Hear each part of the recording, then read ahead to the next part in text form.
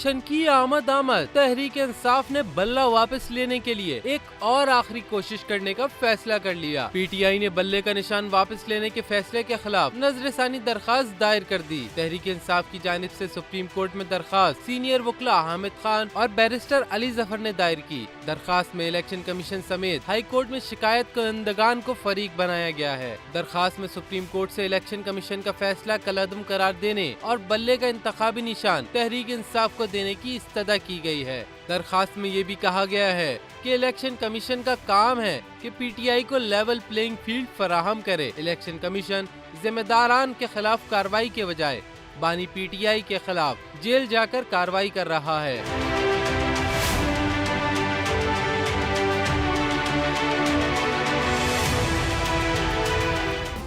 Subscribe करें और bell दबाएं ताकि कोई खबर रह न जाए।